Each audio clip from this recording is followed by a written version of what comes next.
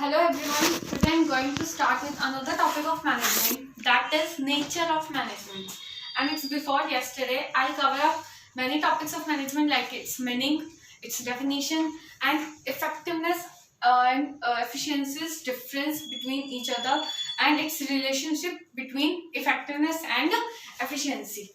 Now today I am going to start with another topic, that is nature of management. कि nature of management का मतलब क्या होता है कि मैनेजमेंट में कौन कौन से पॉइंट्स कवर अप होते हैं, इसका वाइड एरिया, इसके फील्ड में कौन कौन से पॉइंट्स कवर अप होते हैं। नेचर ऑफ मैनेजमेंट में हम ये पॉइंट पढ़ेंगे कि मैनेजमेंट के अंदर हमारी कौन कौन सी एक्टिविटीज कवर अप होती है या मैनेजमेंट के कौन कौन से पॉइंट्स कवर अप होते हैं। तो सबसे पहला पॉइंट हम कवर अप करेंगे, that is functions of management. Functions of management, हम फंक्शंस ऑफ मैनेजमेंट आगे डीपली ही स्टडी करेंगे, बट बिफोर इट ये नेचर ऑफ मैनेजमेंट में अच्छे से इसके सारे पॉइंट्स कवर अप होते हैं, मतलब इसके फंक्शंस कवर अप होते हैं। नेचर ऑफ मैनेजमेंट में फंक्शंस भी कवर अप होंगे और फंक्शंस ऑफ मैनेजमेंट जो हमने पढ़ा था, planning, organising, staffing, directing and controlling, इसके सारे फंक्शंस कवर अप होते हैं नेचर ऑफ मैनेजमेंट में भी। हमने जो मैनेजमेंट की लास्ट डेफिनेशन की थी, हमने डेफिनेशन में भी ये पॉइंट लिया था कि जो कि मैनेजमेंट तब तक कंप्लीट नहीं है जब तक उसकी सारी एक्टिविटीज फुलफिल नहीं की जाए। हमने एक्टिविटीज में भी 5 एक्टिविटीज का नेम लिया था, that is planning, organising, staffing, directing and controlling. And अभी भी ये जो planning, organising, staffing, directing and controlling है, ये एक्चुअली में क्या होते हैं, फंक्शंस ऑफ मैनेजमेंट होते हैं कि जो कि मैनेजमेंट अपने फंक्शंस, जो एक्टिविटीज इसने परफॉर्म करनी है, वो कौन कौन सी एक्टिविटीज परफॉर्म करता है। तो वो कौन कौन सी एक्टिविटीज परफॉर्म करता है, planning, organising, staffing, directing and controlling. तो ये पॉइंट किसमें कवर अप होता है, नेचर ऑफ मैनेजमेंट, मतलब जो नेचर है वो अपने एरिया में ये पॉइंट कवर अप करता है। सेकेंड पॉइंट जो नेचर ऑफ मैनेजमेंट में कवर अप होता है वो है लेवल्स ऑफ मैनेजमेंट। मैनेजमेंट के वैसे 3 लेवल्स होते हैं, primary level, middle level and lower level. ये पॉइंट भी हम आगे डीपली स्टडी करेंगे, लेकिन लेवल्स ऑफ मैनेजमेंट भी नेचर ऑफ मैनेजमेंट में कवर अप होता है कि मैनेजमेंट के कितने लेवल होते हैं। टॉप लेवल जो बॉस, जो ओनर होता है उसका होता है, मिडल लेवल किसका होता है, जो मैनेजर्स होते हैं उस ऑर्गेनाइजेशन में जितने मैनेजर्स काम करते हैं, और जो लोअर लेवल है वो किसके लिए होता है, जो वर्कर्स उस ऑर्गेनाइजेशन में जो प्रोडक्शन का काम फुलफिल करते हैं। और ये वाले ये किसके अंदर आते हैं, लेवल्स ऑफ मैनेजमेंट, और लेवल ऑफ मैनेजमेंट भी नेचर ऑफ मैनेजमेंट के अंदर कवर अप होता है। नेक्स्ट पॉइंट आता है एम। एम जो कि है हर एक उसके लिए, हम कोई भी काम करते हैं, कोई भी एक्टिविटी करते हैं, हमने कल भी पढ़ा था कि हम कोई भी एक्टिविटी करते हैं उसके पीछे हमारा कोई ना कोई एम होता है।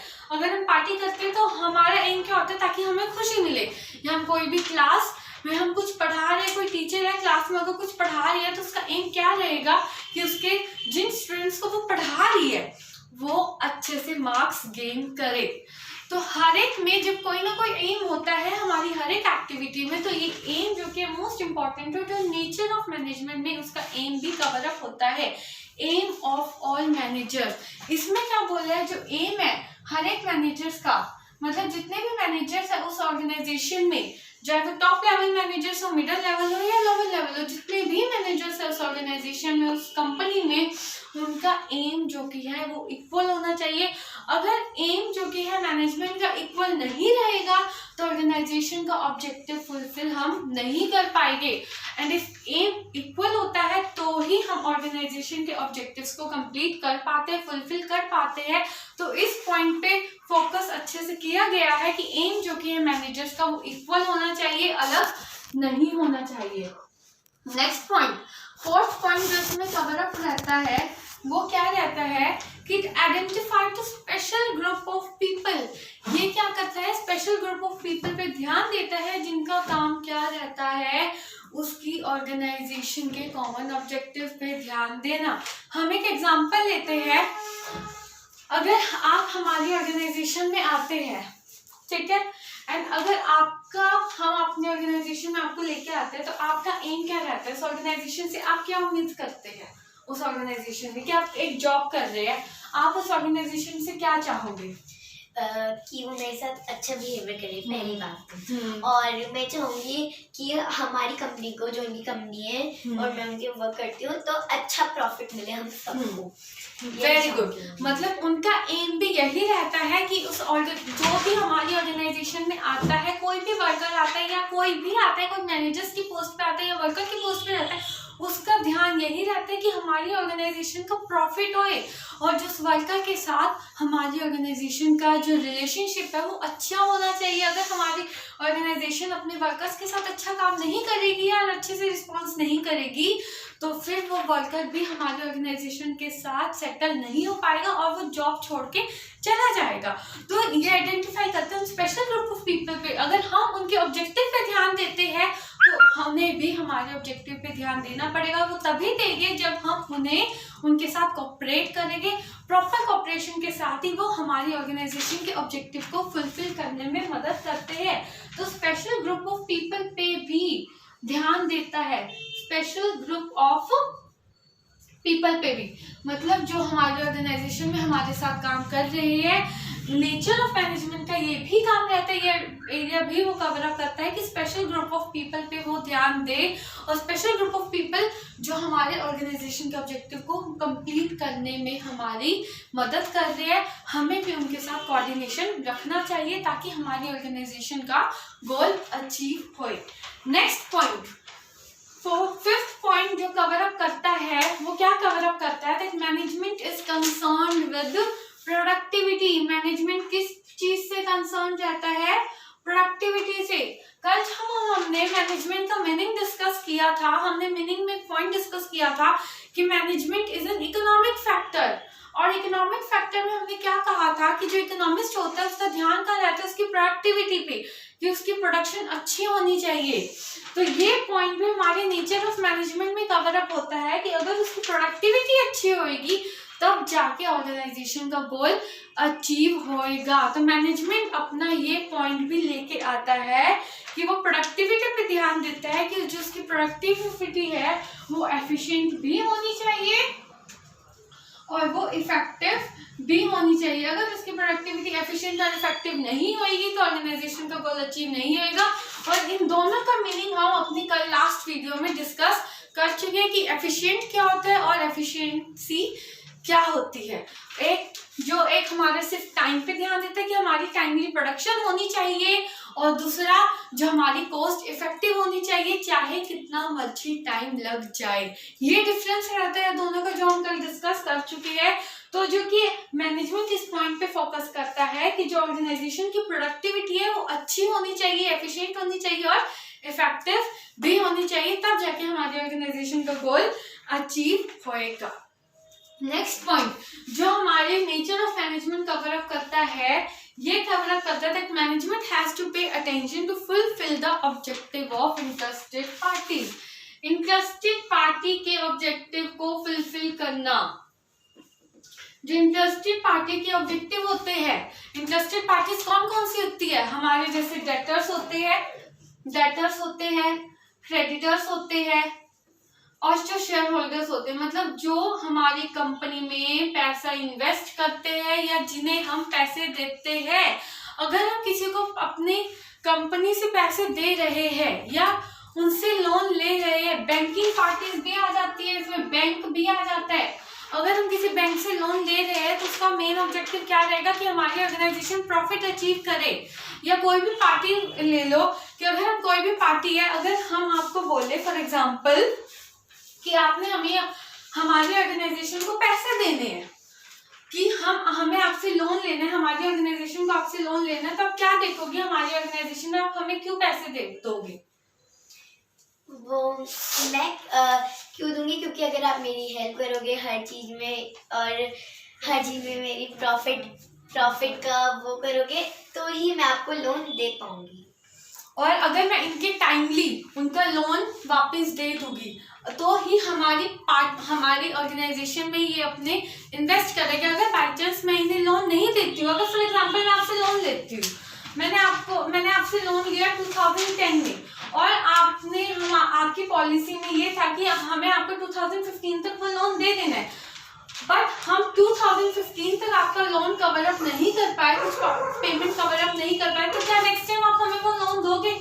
मैं नो, आई विल नॉट, क्योंकि अगर आपने मेरे को अपना मैंने आपको दिया था लोन और फिर आप वो अगर आप मुझे मेरा प्रॉफिट वापस नहीं कर रहे हो तो मैं आपको क्यों दूंगी? अगर जैसे अगर किसी ने मुझे बोला है कि आपको मेरा हाउस बिल्ड करना है तो और वो काम मैं करती हूँ लेकिन मुझे नहीं करना होता तो मैं किसी और से कराती हूँ। एग्जैक्टली अगर हम कोई लोन देते हैं, किसी बैंक से कोई लोन लेते हैं, अगर हम अपना प्रॉमिस फुलफिल नहीं कर पाते तो वो पार्टी हमें दोबारा लोन प्रोवाइड नहीं करेगी। तो कोई भी पार्टी अगर हम उनसे प्रॉमिस जो उनका गोल है वो फुलफिल कर रहे हैं तभी वो हमारी ऑर्गेनाइजेशन में इन्वेस्ट करेगी, वरना वो हमारी ऑर्गेनाइजेशन में इन्वेस्ट नहीं कर पाएगी और जिससे हमारी ऑर्गेनाइजेशन को लॉस हो पाएगा और कोई भी इंटरेस्टेड पार्टी हमारी ऑर्गेनाइजेशन में अपना कोई भी पैसा इन्वेस्ट नहीं कर पाएगी। तो हमारा एक मैनेजमेंट का गोल ये भी रहता है कि जो हमारी ऑर्गेनाइजेशन में पार्टीज है उनके ऑब्जेक्टिव्स को भी फुलफिल करना मोस्ट इम्पॉर्टेंट है। नेक्स्ट पॉइंट आता है कि management is the art and science of getting work done by others. हमने ये पॉइंट डेफिनेशन में भी किया था कि मैनेजमेंट जो की है वो आर्ट है, साइंस है। एक आर्ट है, साइंस है जिससे हम अपना काम दूसरों से करवा सकते हैं। हमने कल ये डेफिनेशन में भी डिस्कस किया था, हेरोल्ड ने दी थी ये डेफिनेशन कि मैनेजमेंट जो की है आर्ट है, साइंस है, वो क्या of getting work done by others. हम आपसे एक चीज पूछते हैं, अगर हम आपको कहे कि आपने एक पार्टी ऑर्गेनाइज करनी है, ठीक है, हम आपको अपॉइंट करते हैं, आपने एक पार्टी ऑर्गेनाइज करनी है, क्या वो काम उतने अच्छे से आप कर पाओगे जितने अच्छे से हम अपना काम कर सकते हैं?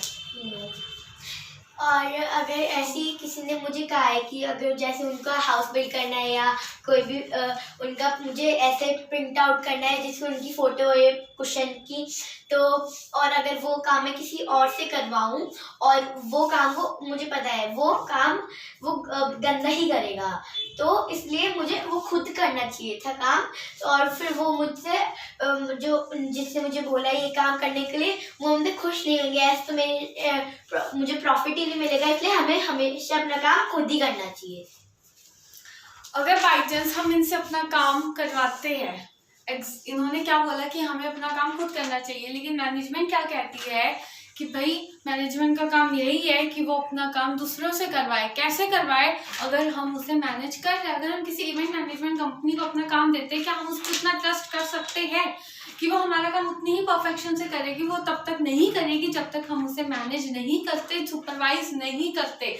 इसलिए जब हम उन्हें अपना काम दे रहे हैं, हमें उन्हें प्रॉपर मैनेजमेंट के साथ अपना काम देना चाहिए और दूसरा सुपरवाइज करना चाहिए ताकि वो अपना काम अपना समझ के कर सके और वो उतने ही अच्छे से वो काम करे जितने अच्छे से हम कर पाते हैं। सो ये पॉइंट भी इसमें कवर अप होता है that management is the art and science of getting work done by other people.